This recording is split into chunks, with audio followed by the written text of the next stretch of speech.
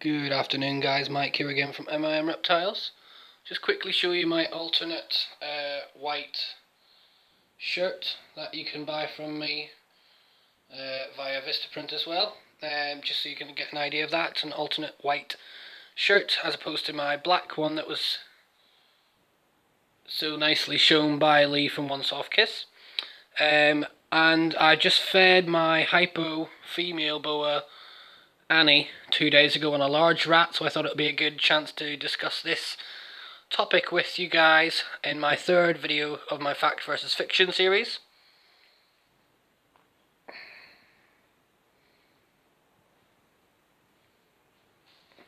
So there it is. I'll bring you to Annie, if we can find her.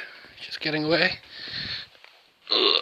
So here she is. She's about 4 foot at the moment. Just trying to get some purchase on the ground. There we go.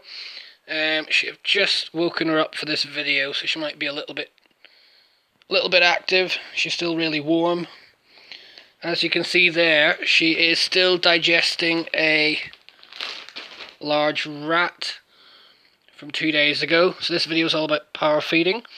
Sort of pros and cons of that. I myself am not a fan of power feeding any of my animals. Obviously the definition of that can differ from keeper to keeper. Where the heck is she going? But you know, myself, if I do feed any of my animals like Annie here, a large meal, obviously this would be classed as a large meal for her. She's about 4 foot long, as I say, and she got a large rat. If I do feed them a large meal, which may be, you know, a little bit big for them, I do like to restrict that to one every 2 weeks.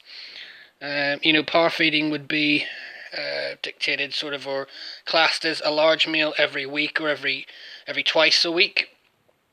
So I'm really interested to hear your guys' thoughts on that as well. What your thoughts on the issue of power feeding are, what you'd class as overfeeding. You know, as long as your snake's healthy, it's not underweight, it's not overweight, there shouldn't be any issues with that at all. So I just thought I'd touch on that topic today. I myself am not a fan of power feeding. Saying that, when I got this girl, I believe she was a little bit underweight. She's made up for it. She was a little bit short because she is just over 3 years old, I believe. So she was a little bit small for her age. So I've sort of packed her a little bit more than I should have with rats. She's had maybe 2 or 3 large rats since she's been with me. Hence the size she's getting. I did leave her yesterday to start digesting this rat before I got her out today. As she's coming up my shoulder. So I'll get a view of her in a sec as she goes around my back. Was unlikely. I'll just lift her onto the sofa for you. So guys, let me know your thoughts on the issue of power feeding. What your thoughts are on that, you know, whether it can be a good thing or a bad thing depending on breeding, snake's temperament. She's trying to get onto the camera. You know, what else you think to do with that. I'll just get a picture of her on me. So there's me and there's her climbing around my back. As you can see, she's fine. No problems in terms of temperament. I can trust her to go around my back. She's having a little explore on me. Sorry if I look a bit of a mess, I've just come back from work. But there she is. So guys, let me know what you think on power feeding. Make sure to hit the like button below.